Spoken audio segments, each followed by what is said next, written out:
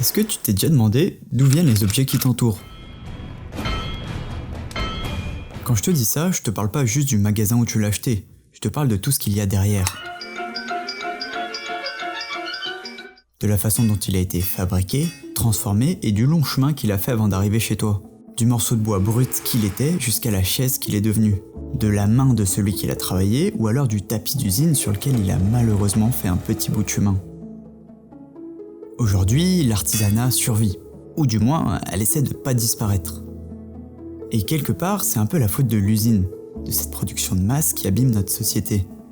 Faut dire qu'on n'est pas aidé puisqu'on fabrique des choses juste pour les jeter.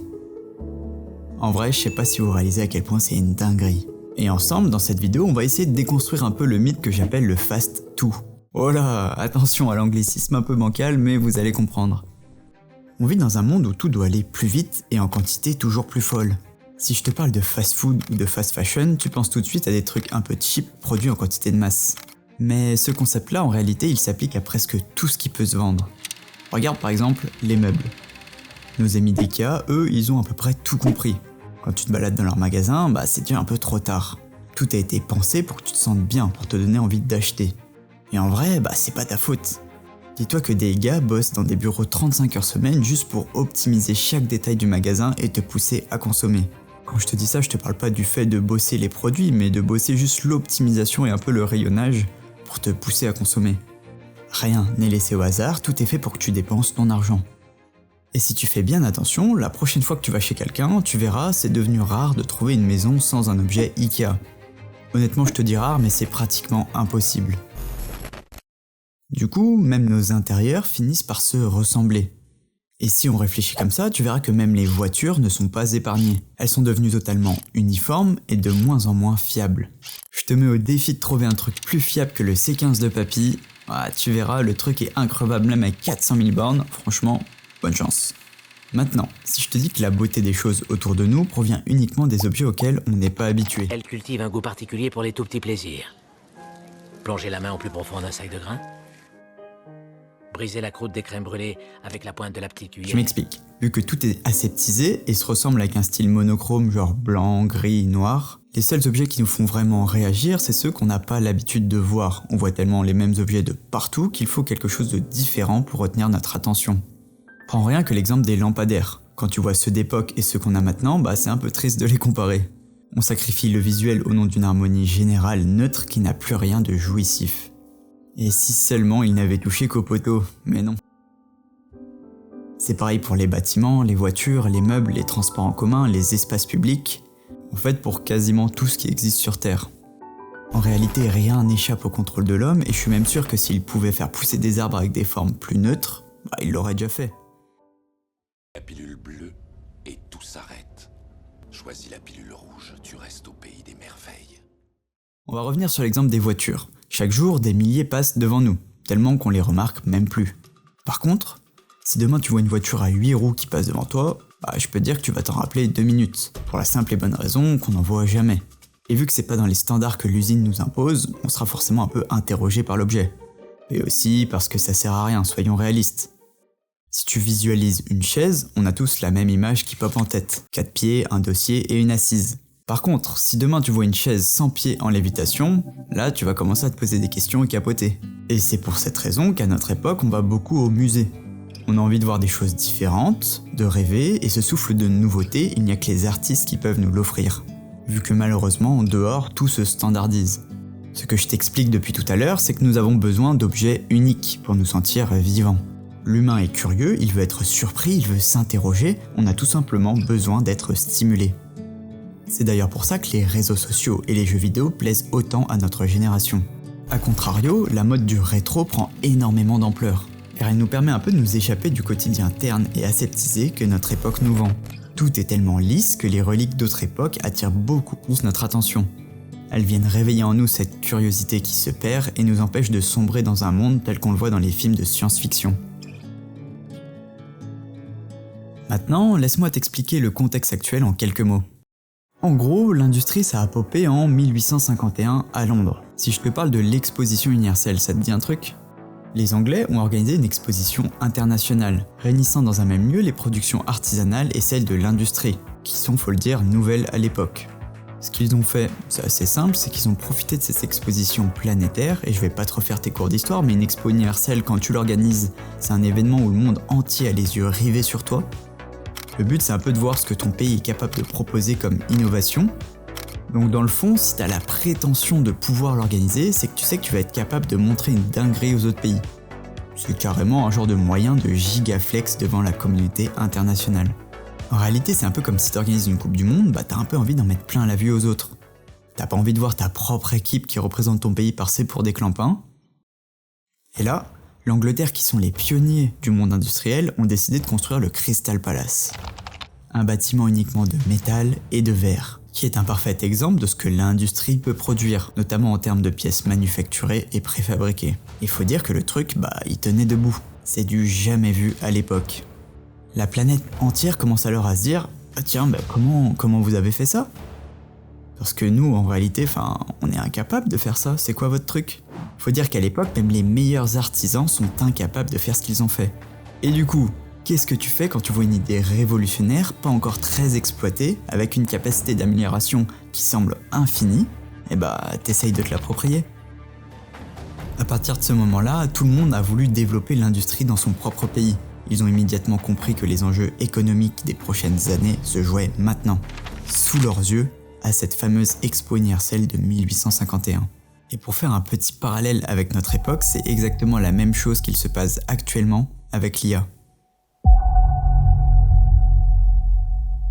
Par contre, si l'objectif industriel était de faire de nous d'innocents imbéciles, alors c'est un peu chose faite. Rends-toi compte, elle a réussi l'exploit de nous tromper tous en laissant croire qu'on n'était plus capable de fabriquer quoi que ce soit nous-mêmes. Aujourd'hui, on pourrait presque parler de nécropole industrielle, elle a enterré autant de pratiques anciennes qu'elle n'en a révolutionné. L'industrie a fait quelque chose de très simple mais qui est révolutionnaire à l'époque, elle a dit aux artisans « Vos chaises là que vous vendez 60 francs ». Ou on va dire un mouton, parce que tu sais, à l'époque, le troc et tout, tu connais. Nous, aujourd'hui, on va faire le même produit que vous, avec une assise, un dossier et 4 pieds. Les gens pourront s'asseoir dessus, tout pareil que vous. Mais nous, au lieu de les faire à 60 francs, vu qu'on peut les faire super vite et à grande échelle, on va les vendre que 10 francs. Et d'après vous, qui sera assez stupide pour prendre un objet à 60 francs, alors que pour 10, il peut avoir exactement le même produit ? Et le vice ne s'arrête même pas là. Maintenant, vu qu'on vend ça si peu cher, tout le monde va venir nous acheter nos chaises de 10 francs, ça, on n'a pas de souci avec ça. Et ce qui est encore mieux, ces chaises, on en fait tellement, que même si elles ont une durée de vie un peu inférieure aux vôtres, au pire, c'est pas grave, parce qu'elles valent que 10 francs. Et au pire du pire, si quelqu'un casse sa chaise, qu'est-ce qu'il va faire ? Il va venir nous en racheter une, vu que c'est que 10 francs. Et petit à petit, ce système a créé notre actuelle société de consommation. Voilà comment tout bêtement on introduit le capitalisme dans nos vies et c'est comme ça que petit à petit ils ont causé la perte des artisans. Parce que tu prends le petit artisan où ils sont 6 à bosser dans un atelier et la méga entreprise qui peut produire 10 000 chaises par mois contre l'artisan qui peut en faire une centaine à la volée, comment tu veux rivaliser en fait ? Ils peuvent tellement subvenir aux besoins de tout le monde pour quasiment rien que oui, à partir de ce moment-là, les gens auront des chaises industrielles. Je suis convaincu que l'homme préhistorique aurait honte. Honte de découvrir la triste complaisance dans laquelle on vit à notre époque. Est-ce que renoncer à la pratique manuelle, c'est pas un peu abandonner tous les efforts de nos ancêtres finalement ? Bon, maintenant, fini les questions cheloues. Si je te dis qu'en réalité, l'industrialisation a fait naître l'artisanat. Voilà, je te vois déjà commencer à capoter. Alors oui, ça ne fait aucun sens de le dire comme ça, puisque l'industrie est arrivée bien après dans l'histoire, mais écoute bien. Cette idée te paraît sûrement complètement loufoque. Figure-toi qu'en réalité, à une époque, la norme de production a été totalement bouleversée. Et les moyens de production ont alors totalement changé. Il a fallu donc donner une appellation à l'ancien moyen de fabrication, qu'on nomma artisanat. Avant ça, la question ne se posait même pas vraiment, car toutes les créations passaient par le travail manuel, ce qui était alors une norme, puisque c'était jusque-là notre seule option qui petit à petit est devenue un substitut. L'éclosion de la mécanisation a engendré une sorte de concurrence qui nous a poussé à nommer et créer le concept d'artisanat en opposition à l'industrie. Au début, on n'avait pas vraiment besoin de donner un nom à l'ensemble des métiers manuels, car il n'y avait que ça comme choix à l'époque. Par contre, à partir du moment où un nouveau domaine concurrent émerge et devient une alternative au seul domaine existant, qui nous paraissait jusqu'à maintenant la seule alternative, qu'est-ce qu'on a fait ? on leur a forcément donné un nom pour les différencier. Bien sûr qu'à l'époque, les métiers avaient déjà des noms, menuisier, charpentier, bijoutier, tout ce que tu veux, mais le nom qu'on donne à l'ensemble de ces métiers manuels n'est apparu qu'au moment où un nouveau domaine de production concurrent et différent est apparu, l'industrie.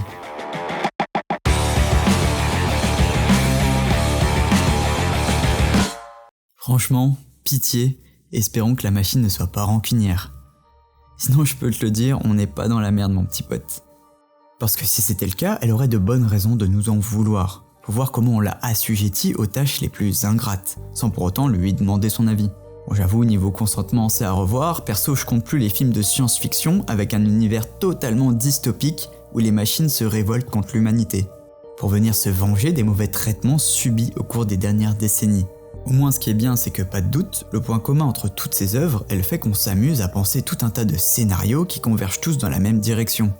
Les machines ont des sacrées raisons de nous en vouloir, et elles chercheraient forcément à se venger. Et donc, dans la science-fiction, ça donne quoi tout ça ? Récemment, on a l'excellent Mars Express, un film d'animation mettant en scène le génocide robotique orchestré par les humains pour se débarrasser de leur propre invention. Il image à la perfection le manque de limites dans la création et la volonté humaine d'aller toujours plus loin. On remarque rapidement que créer des nouvelles choses n'apporte pas forcément que du positif, encore plus si elles ne sont pas approfondies. Encore une bonne satire de la surconsommation. Faut dire que même les plus grands ouvrages de notre époque traitent du sujet.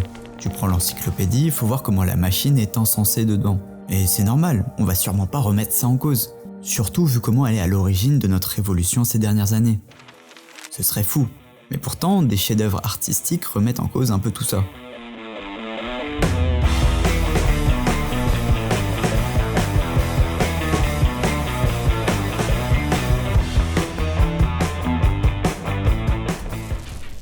Maintenant, parlons du cynisme même, de l'ironie la plus absurde. La révolution industrielle aurait créé l'artisanat contemporain tel qu'on le connaît. Et là, c'est pas comme tout à l'heure, c'est pas simplement le mot, mais bien la pratique en elle-même. Donc, l'essor industriel a fait disparaître des métiers manuels, ça, c'est une certitude. Mais elle en a aussi conçu de nouveaux, celui d'artisan garagiste par exemple. La voiture, qui est un produit complètement manufacturé et complexe, n'est pas jetable dès qu'elle a un problème. Pour pallier à ça, les industriels sont allés voir les anciens artisans, qui n'avaient donc plus de travail comme je vous l'expliquais tout à l'heure. Bon bah les petits potes, on a complètement bousillé le marché, vous pourrez plus vendre vos créations. Votre seul moyen pour rester indépendant et ne pas travailler dans une usine sur une chaîne de production, ça va être de réparer ce qu'on fabrique. Comme ça, dès qu'il y a un petit problème, et il y en aura, ne vous inquiétez pas, une nouvelle branche d'artisans maîtres dans leur domaine va pouvoir émerger, celle des réparateurs. Et cette pratique ne s'est pas juste développée pour les nouveaux produits, mais aussi pour des domaines déjà existants, comme les cordonniers qui sont passés de la fabrication avant l'industrialisation à la réparation post-industrialisation. Je vous l'accorde, ça peut paraître assez morose que les dernières pratiques artisanales soient asservies à l'industrie, mais c'est bien le cas. D'après un certain Martin Heidegger, philosophe allemand, la meilleure manière de comprendre un outil n'est pas de prendre le temps de la réflexion en observant l'objet, mais bien de l'utiliser et de comprendre son fonctionnement par l'action. Ce qui est marrant avec cette anecdote, c'est que c'est l'histoire de l'humanité elle-même qui illustre le mieux ça.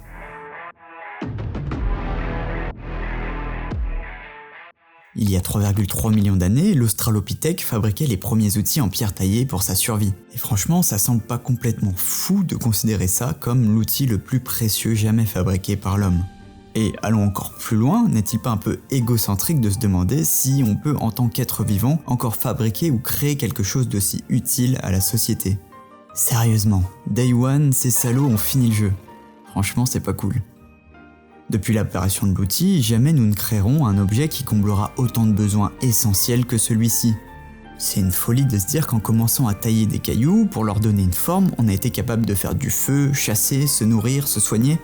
Je sais pas si vous vous rendez compte de la dinguerie du premier fou qui a commencé à frotter des cailloux ensemble pour faire du feu, mais franchement, fallait y penser, sacré chômage l'ancien. Bref, avec cette approche, est-ce qu'il est toujours juste de vouloir concevoir des nouveaux objets inutiles, comme on le fait aujourd'hui ? Personnellement, je pense qu'on aurait pu se passer du mug Bob l'éponge. Après, franchement, c'est un avis. Je lance une bouteille à la mer, c'est tout. Le design contemporain traite des problèmes qui donneraient envie à l'homme de Cro-Magnon de ne jamais sortir de sa caverne. Bien qu'on dispose d'une ribambelle d'outils, tous plus performants les uns que les autres et des meilleures conditions auxquelles notre espèce a été confrontée, on s'efforce de produire des choses futiles qui polluent de plus en plus, le tout dans un système oisif. Même si le mythe moyenâgeux des guildes d'artisans travaillant main dans la main prend fin avec la triste ère de l'usine manufacturière, je reste convaincu que l'expérimentation, l'erreur, la douleur, le doute, la crainte, pour enfin aspirer à la réussite doit continuer d'exister, à l'image d'une certaine époque où un bon artisan était celui à qui il manquait un doigt, tel un bon vieux gage d'expérience. Cas pratique, prenons deux objets identiques au premier abord. L'un est issu de la grande distribution avec des finitions parfaites, et l'autre a été réalisé par un aventureux bricoleur dans son garage. On sera d'accord pour dire que l'objet bricolé remplit les fonctions fonctionnelles pour lesquelles on l'a fabriqué, par contre il va sembler de moins bonne qualité. Il n'aura pas la même finition chirurgicale qu'aurait un produit industriel. Maintenant, s'il fallait demander à notre cher amateur quel objet il garderait chez lui, je peux vous garantir qu'il choisirait assurément le fruit de son dur labeur, malgré l'exigence industrielle du produit bien fini. Non pas car il va être mieux fabriqué, mais simplement dû à l'estime portée à sa propre création. À travers ce petit exemple tout bête, on comprend la nécessité de laisser la main s'exprimer dans le travail et de continuer à produire nous-mêmes les objets qui peuvent encore l'être.